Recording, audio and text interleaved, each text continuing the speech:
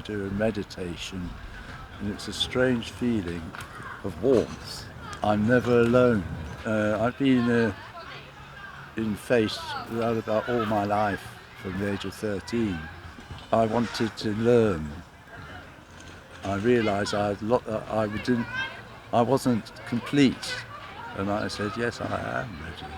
And that was the start of the age of 13, right the way up to the present day, and I've been going as a type of evangelist. I can never look back. I can look forward. You lose a life, but you gain a life. Where angels fear to tread, you go. I got beaten and left for dead. I've been protected. The church started out. I said, you've got to go out to get people in. I said, look in your Bible. I said, what does it say? It's too many false people in the church. I said, from the top to the bottom, people are lost. And the church is going to founder if it doesn't do this type of thing. I even heard a priest say, oh, it's a job. I said, this is a vocation. The church in years gone by was a lot more focused. The focus has gone. You need to meditate. Don't be afraid to ask God. Ask. Where am I to go? What am I to do? No, it's a marvellous, fantastic journey I've done. Hello again. I just had a great conversation with an elderly gentleman. He is a Christian evangelist and has been a Christian for most of his years, and he shared some of his experiences with me. And in the end, I asked him for advice, and he gave me some really good advice for me to think about. It's on the topic of meditation, and it's a practice that Christians these days probably should do more of as we seek to hear the word of the Lord, but yet are facing so many distractions, and the worries of this world often get the better of us.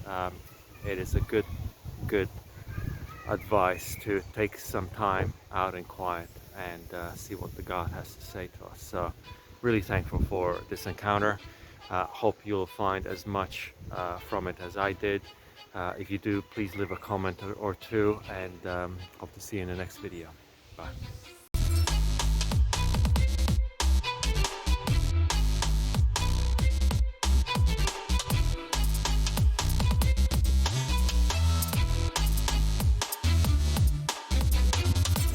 Do you have faith? Do you have religion, a philosophy of life? It undergirds my life.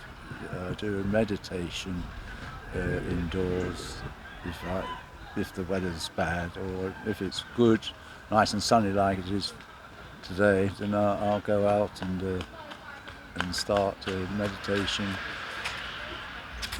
Meditation, is it something that you just sort of, is there like a practice to it, specific like Buddhist meditation, or is it just your own, so you just enjoy the life? Well, I'll go out and focus on maybe the trees and things on that line to clear my mind, and then go into the meditation itself. I see. In that respect.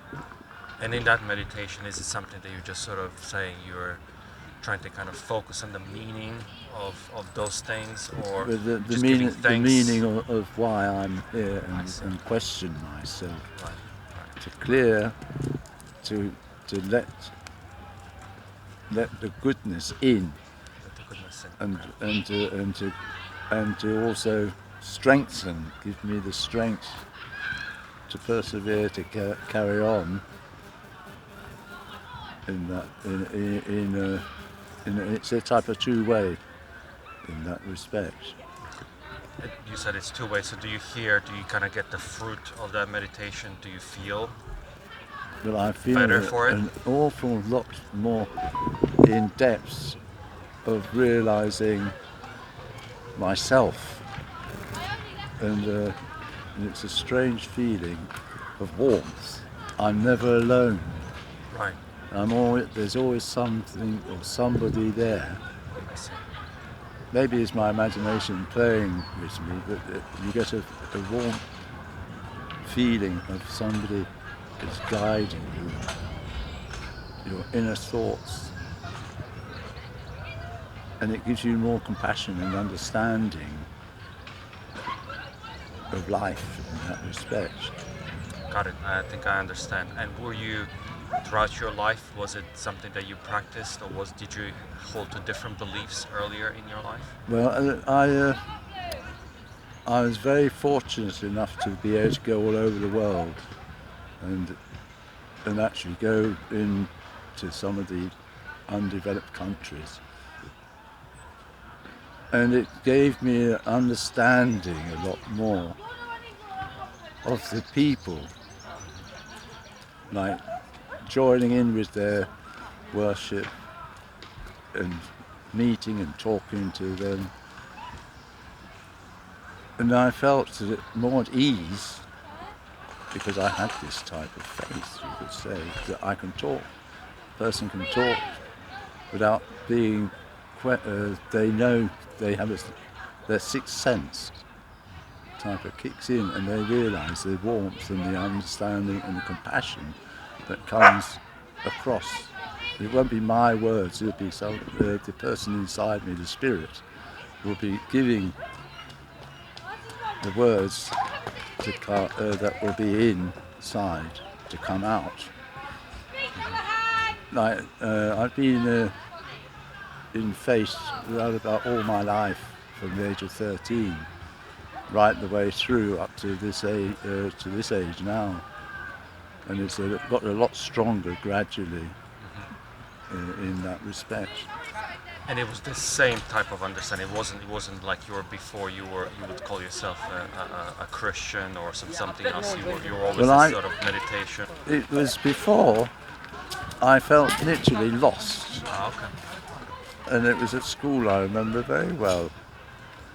And I saw this teacher at the end of, coming to the end of the end of school time, and he said, "Oh, out of curiosity, I just wondered if you wanted to come and join us." I said, "Well, what is it exactly?" And he said, "Oh, well, it's a discussion about all different type of topics." And I thought, well, I've got nothing to lose, nothing to gain and things. And I went in, and they started going on about different aspects of life, and different. Then it suddenly came on to about religion, and I was a bit green. I'd read about different missionaries over in Africa and things, and very fortunate enough, I'd been born overseas. So I knew what it was going on about. It was most interesting. And since that, and he said, anybody who wants to stop after, more than welcome. Of course, I wanted to know more. That was when I wanted to learn. I realised I wasn't complete. And I stopped after, and he said, "Right, are you prepared? Are you ready to take Christ?" And I said, "Yes, I am ready." And that was the start of the age of 13, right the way up to the present day. And I've been going as a type of evangelistic side,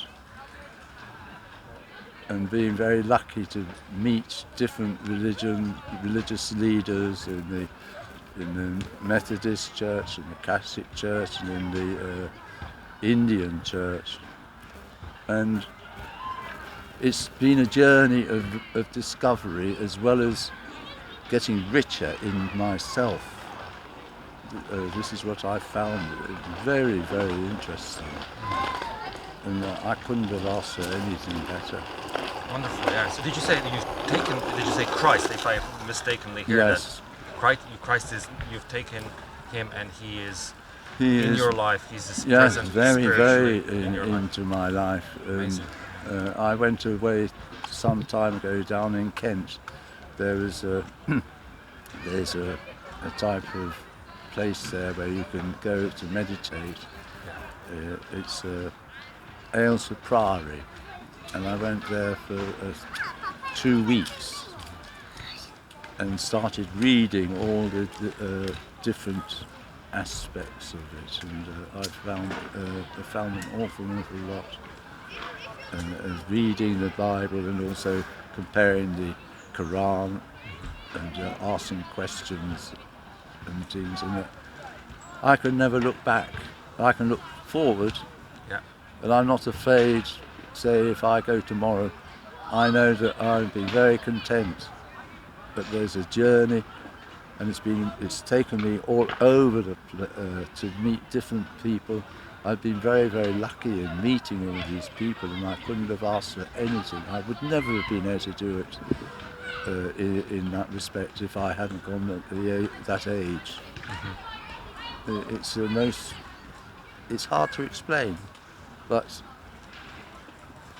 to have that type of life, you lose a life, but you gain a life. I understand. And that. I'm very, very lucky to do that. I do question it still, even on things. Like I've been very fortunate enough in being able to go to the temple in Woolwich, the Indian Sikh temple, and down in Gravesend in Kent. They made me an honorary member of their church there, and they gave me an actual one of their knives, which is very, very. The priests, they've never been given that. I see. And I used to be, when I was down in Kent, I used to work for the ecumenical group of churches, the whole lot in that as a counsellor and all this type of thing. It's most enjoyable. I'm never alone. I'm never miserable. All right, where a person dies in my family or something, or friends, I'm not to the point of disbelieving. I realise that they've had their life. Things that undergird them. Like I've been to their offices and things on this line. And I don't even know the people in the office, only one person. Being able to be conversant with them, I don't have to pluck up the courage and think, well, where am I going today? I know where I'm going. Even before, like a friend of mine, they said, last night, they said, well, what are you doing tomorrow? I said, I don't know. Right. I said, Because I have to you're at wait. peace. Yeah. When I get up, I say, I will know what I've got to do. I said, I'm not for anybody. I'm not for this person. I'm not for that person. I'm for everybody. I said, I cannot. Yeah. I said, there's something that keeps me going. Yeah, amazing, amazing. Have you taken that message? So my understanding so far, correct me if I got this incorrect, is that you've had a marvelous sort of encounter with Christ, who now continues to be present in your life, and you've had a wonderful opportunity to meet other people from different faiths and different backgrounds. You've traveled the world.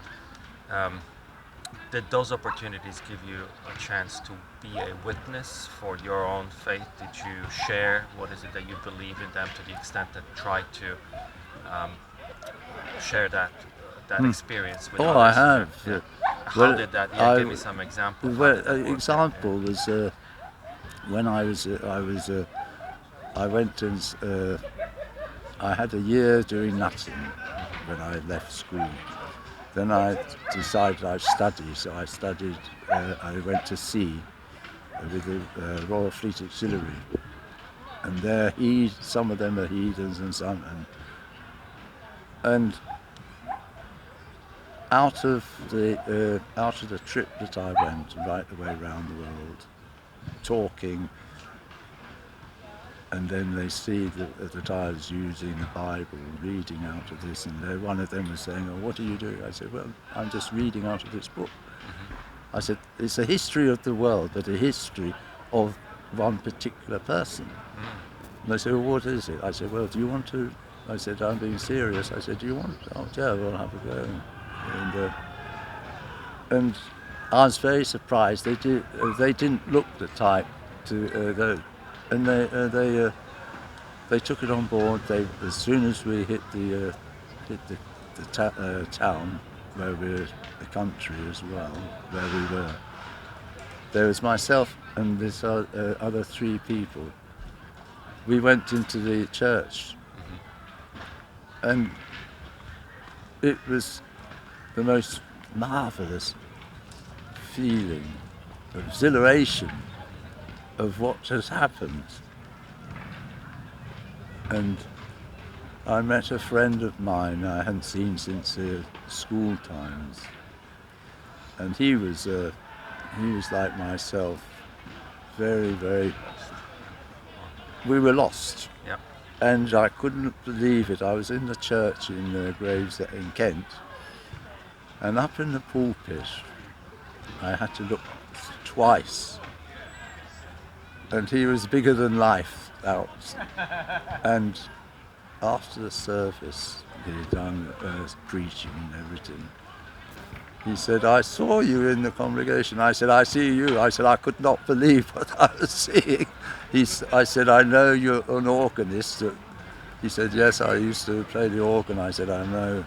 I said, "What made you change into the church, go into it as this?" He said, "Well," he said, "that time when we were that Christian Union, as I found out it was," he said, "that is undergirded, we both said it's undergirded our lives."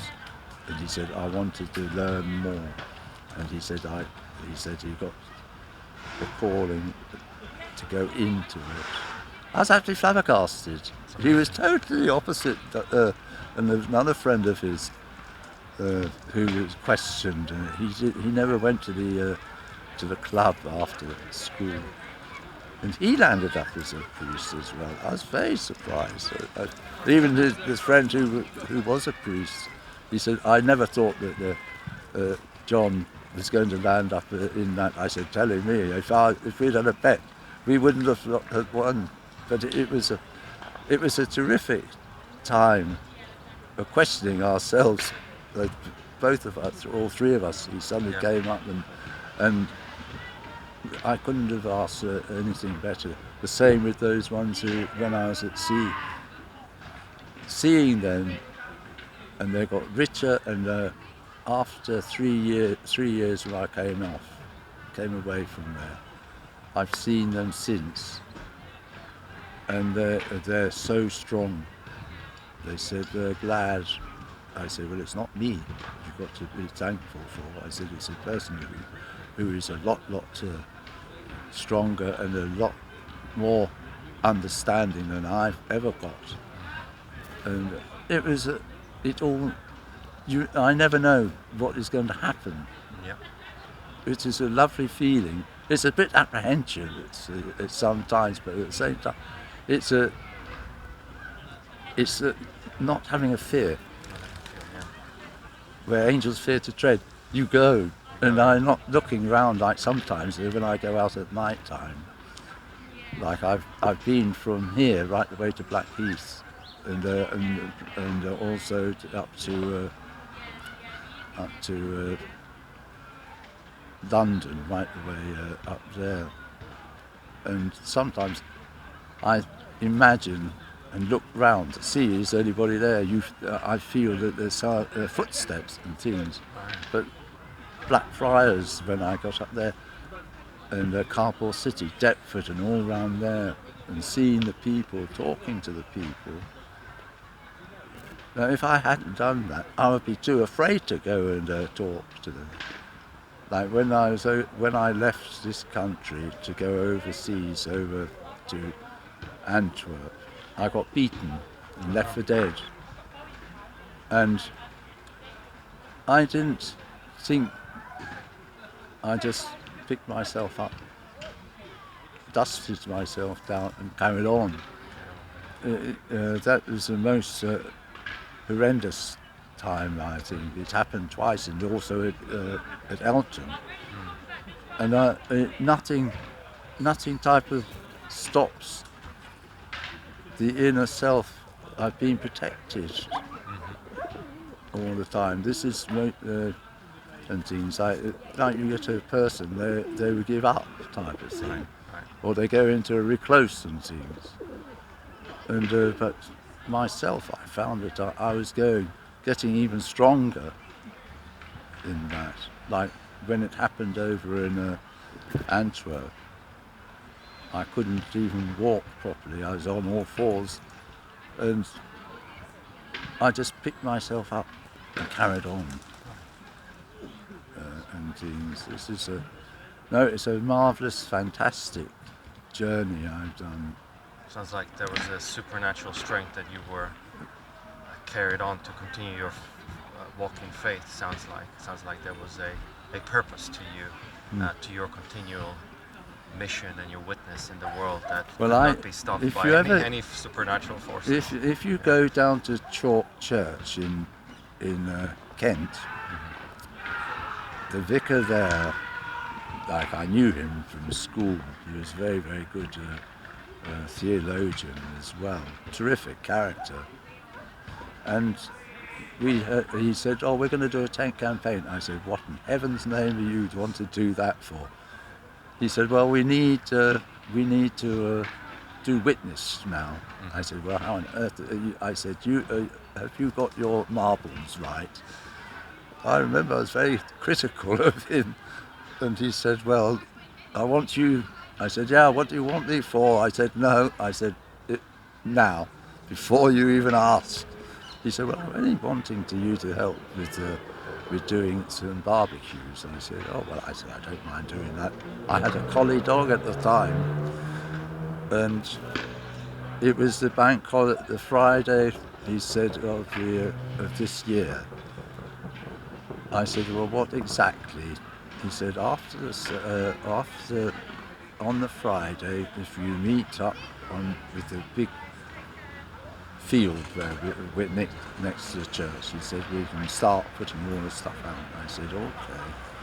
I must have been nuts at the time.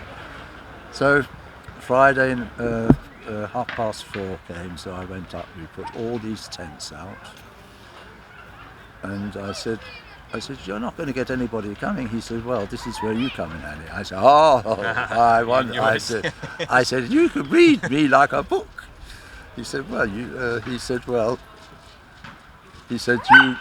know roughly what to do." I said, "I don't know. I'm as green as anything." I said, "You're taking," and he said, "Well, we've got to put flyers out." I said, "Okay." So I went all over the town putting these out to different people, different denominations, and it started on the Saturday.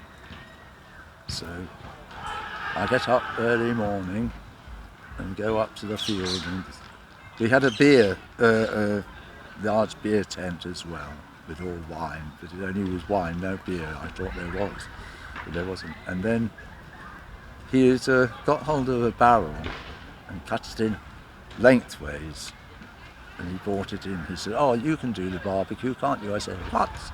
I said, "You want it all on this?" He said, "Well, what do you think?" I said, "Well, we'll have a go and see what happens." So on the Saturday at 12 o'clock, we had burgers, we made ourselves a stew, and I never had one since. We had sausages in it, we had burgers in it, we had meat, we had different meats in there, vegetables, you name it. Every single conceivable thing you could think of was in this, and it was around about this big and that high. And I thought, and we put different things, tomato ketchup in, we put HP sauce in, Tabasco sauce, every sauce you could possibly think. And we thought, well, nobody's going to eat this. With all the burgers, we put fish fingers for children, we put bacon for them, we put, you name the meat, we put it on the barbecue. We were told the police as well, we were told the Salvation Army, we were told all the different denominations about this. Yeah. This is going back around about 20 or 30 odd years ago. Right. So we had one barbecue at midday, 6 o'clock comes, we had to start again. On the Sunday, we had another 3 barbecues on the Sunday. On the Monday, we had 4. Aye. So So more it's- people have showed up. It was and we Wow. had people, they had done different singing, different denominations. They had had a place there for counselling. They had the fire brigade there, and I'm not kidding you, even to this day they're talking about it, but I don't ever want to see a sausage or burger ever again. And the dog, when the burgers got burnt, he was in his element. He was eating all these. He never wanted to see any more. But that was a witness to God, to Christ. And I've been trying to get that type of thing here, because I think it's crying out for this, for people to see how Christ can actually move people. And I went to the where in Woolwich they had a job centre empty, so I thought, right, what I should do. I went to all the denominations of the faiths, and I said, well, look, and also to the police and to the people who actually deal with delinquents and drug people, and said, well, look, this is crying out for this type of This is that renewal mission for all of you. I said, because you are getting. I said, you've got to question yourself as well. I said, you can't go into a building and cocoon yourself in a building. I said, you've got to go out to come in. I said, you go. I said, your churches will not be full. I said, I can see what is happening. I said, your churches are gradually dwindling. I said, in your temple, in your Catholic church, in your Methodist church, it's because of people. I said, yeah, exactly. I said, yeah, but I said, you've got to be. I said, the church started out with people outside to come in. Yeah. I said, there's no good you saying, in the service, to have people in and saying, come in the prayer, and it's only inside this brick building. I said, you're defeating the object. Yeah. I said, you've got to go out to get people in. Jesus said, go I out said, into all the I nations. keep on and- saying that to the people in that church in the village. I said, you've got to go out. I said, because I said, you're no good as I said, if you're thinking you're going into the church as a minister, I said, you're not. I said, you're a hypocrite. I said, I don't mind saying it. I said, I've witnessed it. I said, with around about over 1,000 people come into that barbecue on 3 days. I said, it's never been done. I said, when are you going to start doing this type of thing? I said, you charge them all the money how much is it going to cost? I said, is that all you think? I said, that is not the way.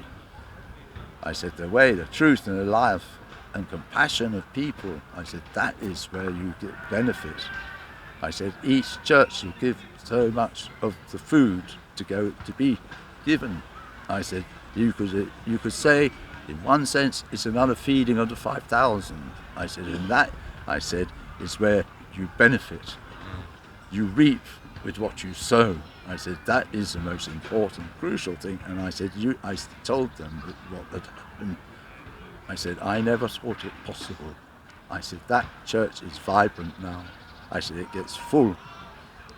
And I said, if you really want to know whereabouts it is, I told them even at this one. Oh, well, I said, I've done all the hard groundwork. I said, now it's up to you.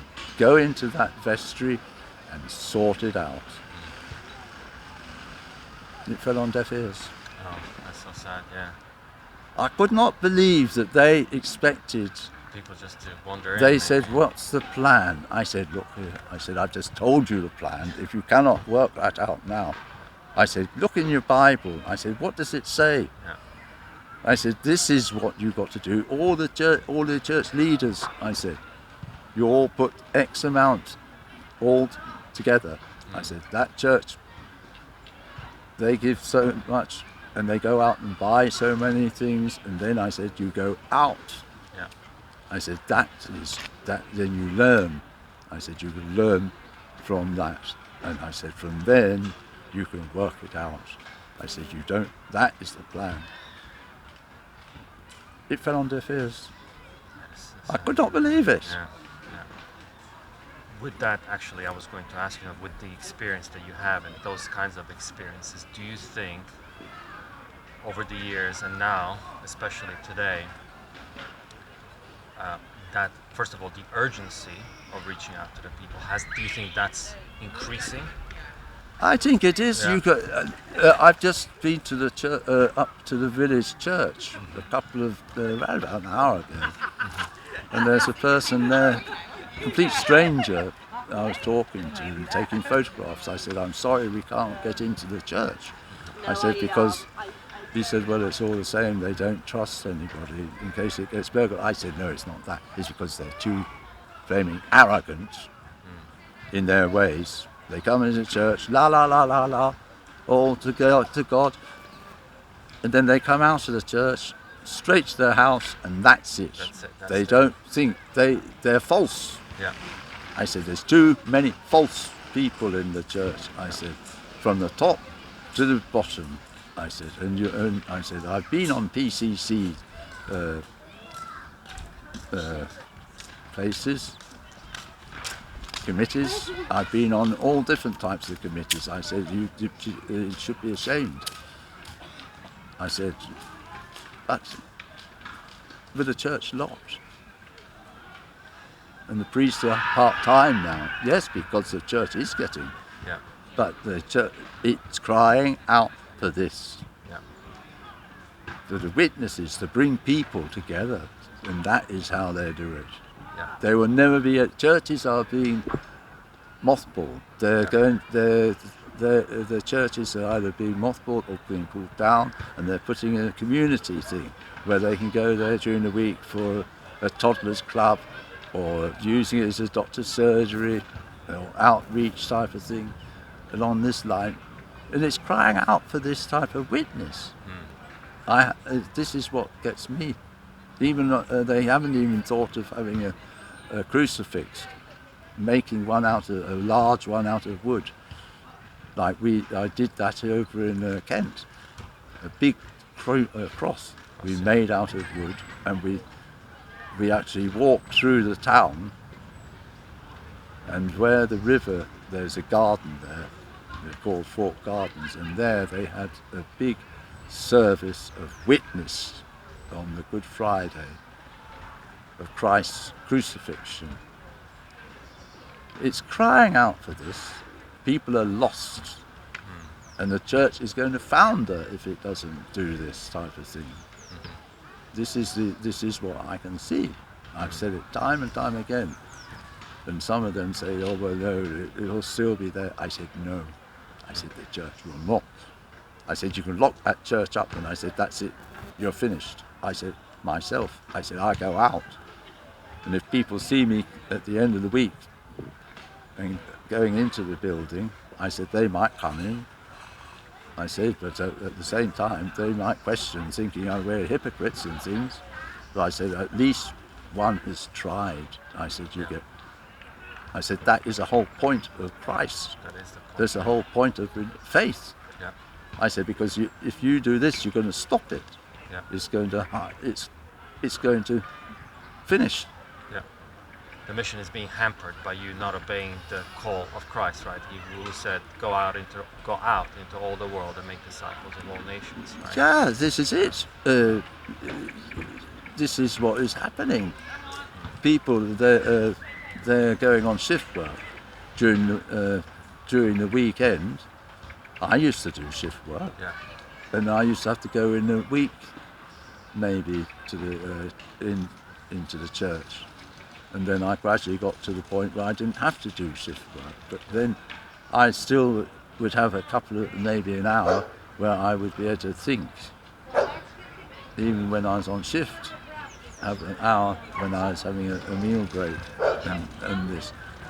And this is what it's crying. They're lost. Completely. The church is lost. The holy part is gone. I even heard a priest say, "Oh, it's a job." I said, "By God," I said, "if you think this and you get paid for it," I said, "I have not been paid a single penny." I said, "This is a vocation." I said, "It definitely is nothing whatsoever to do with 9 till 5. I said, "Mine is not 9 till 5. It's gone right the way through till 2 o'clock in the morning." Yeah. And then I get back home and then I go to bed. Yeah. I said, "No." I said, "You've got your." I said, "You've got to question yourself before you go into the church." I said, "If you go into that, you've got to sacrifice yourself." I said, "For others." And I said, "Half of you lot never do." I said, "I sacrifice myself." And I said, "If I can do it, I'm quite sure you can." Because they said, "You're all false. Do you like dressing up and high heels and all this type of thing?" I said, "No." The church in years gone by was a lot more focused. The focus has gone. And now they're saying, "Oh, well, with this pandemic, they're putting in the television and so people can watch it." That's no good. They're still stopping. Yeah. They haven't. They're vegetating now, Yeah. and they will. It will go on and on and on until it'll just disappear. You'll go back to how it was in biblical times, like in the Last Supper, where they had Christ in the room. And I've had many discussions and talks with very different learned people way up above my head. And I said, "What is happening?" The church, the Protestant church is going gradually. They've lost it. Yeah.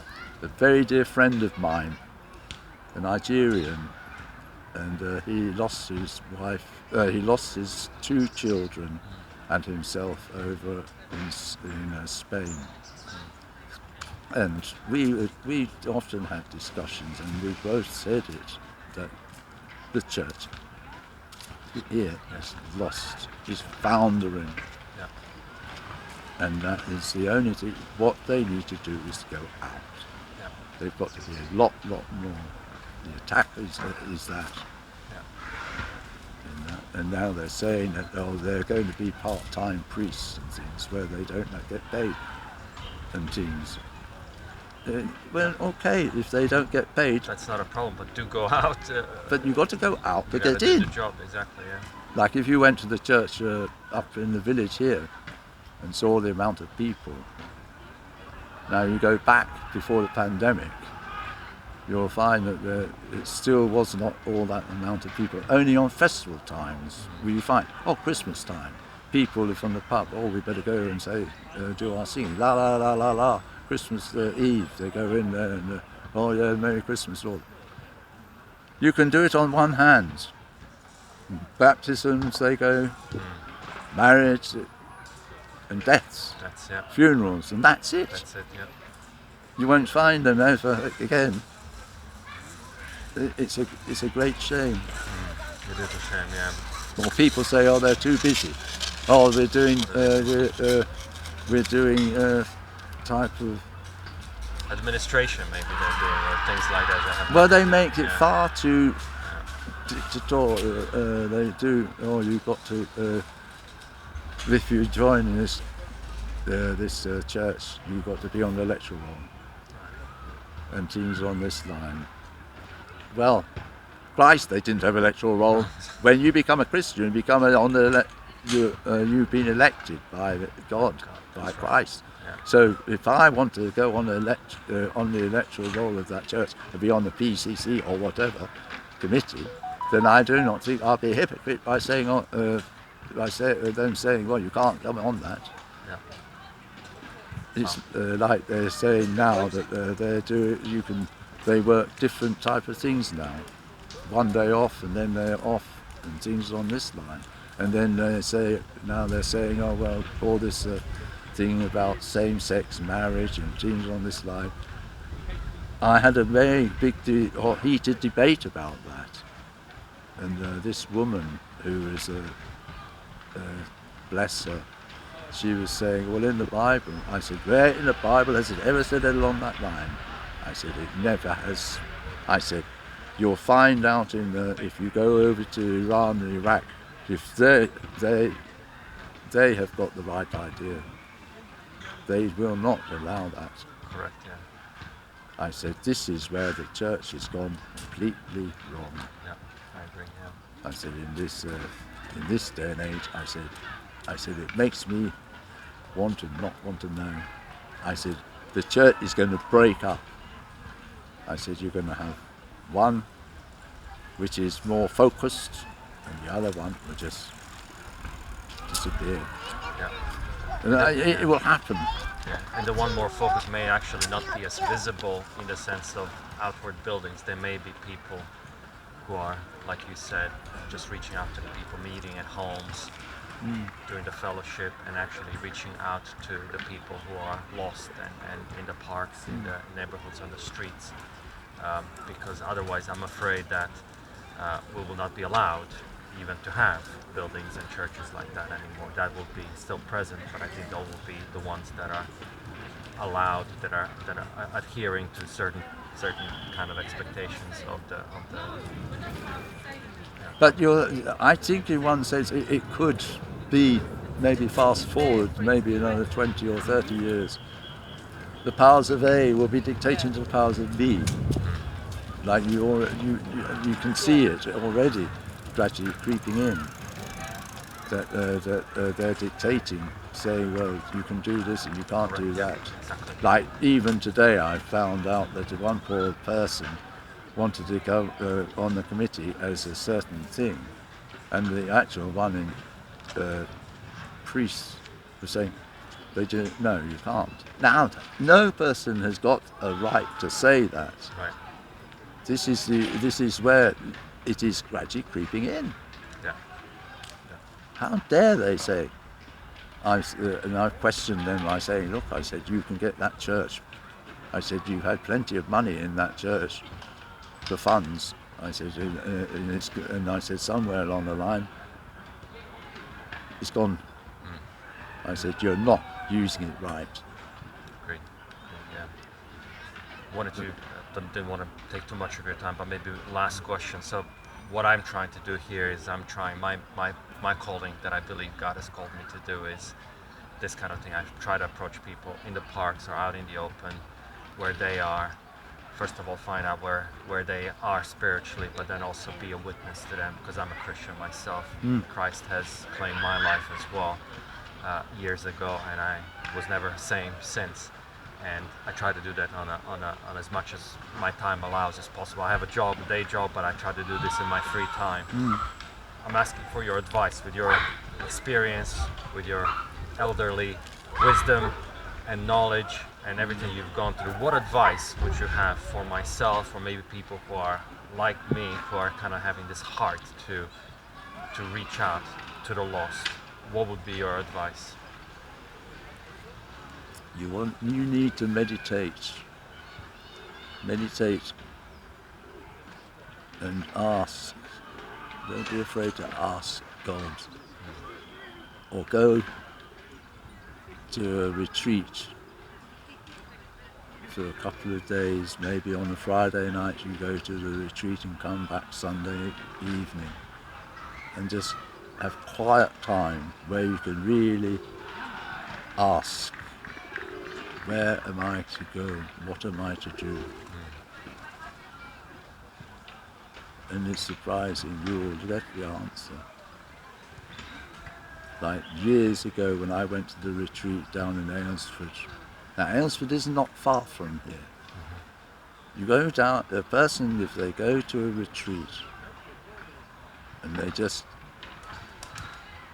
weather like this, the retreat, and you just, the person walks around or goes into the chapel there in quiet time and the person can ask, what am I to do? Or meditate. All right, you might start crying. You might end up as an evangelist, just going out and talking to people. That is a gift you've been given. God has given you that. And He's going to give you more. Ask and you will receive. Look, you will find. Or search, you will find. It will be there in, well, all right, in bucket loads. But if you go to retreats, you can question and you can ask. Don't be afraid to even go into that chapel and say it in front so you can hear it in other people. You might feel that you're raving bonkers or an idiot, but at the same time you're asking, what do I do? Point the path. It will come. I assure you, it will come. Like I've been to quite a few retreats and just ask. Sometimes I'll just go out of the house and walk to get to be with Him and ask in my mind, well, where do I go? What do I do? What is it you want me to do? Like the barrier has been pulled down, or a wall has been pulled down. People, they're crying out for it. Don't be afraid to ask. It shall come. Thank you so much. Those are wise words indeed. I really appreciate you taking the time And you to share. get richer from it. Yeah. It will. Yeah. If you get beaten, just turn round and then keep on going. The spirit cannot be broken. The bond cannot be broken of Christ. Amen. You will get stronger from it. You will not be afraid. I'm quite sure. You got so far. This, if you can do this, you can go out and you can keep on going. But don't hold back. It's crying for people to go out there. There's witnesses to bring them together. Well, I'm glad I've met you. I'm glad I met you, sir. Thank you very much. I think it's an opportune thank you. time because I have been thinking about taking some time off to especially think about those things. And I think meeting you and you speaking those words seems like this is what I needed to hear. So I really appreciate it. But if you play an instrument, or if you play or you sing, like sometimes I just walk along and all of a sudden I start humming, singing. Yeah. All right, people might pass me and think, well, he's start really mad. But why should I stop if I am content or I'm happy and things are on this line? I do question myself sometimes when I'm going to endorse, well, why in heaven's name did you do that? I wanted to do it. Nothing's going to stop me from doing that. And things. It's a make-up. You've got a halo that God has given you armour. It's invisible, but it's there. And it will never disappear. And once you go on from this life to the other life, you know that you are with the person who you witness. He's looking down here now and wondering what in heaven's name is happening. But at the same time, he answers, maybe it was to be that I was sitting here and you were here. Right. There's people walking around here now who might need you. Yeah. You can walk along the road and start talking to people, strangers, and things. Say hello, good morning. It's broken, and you keep on from there. Yeah. Amen. Amen to that.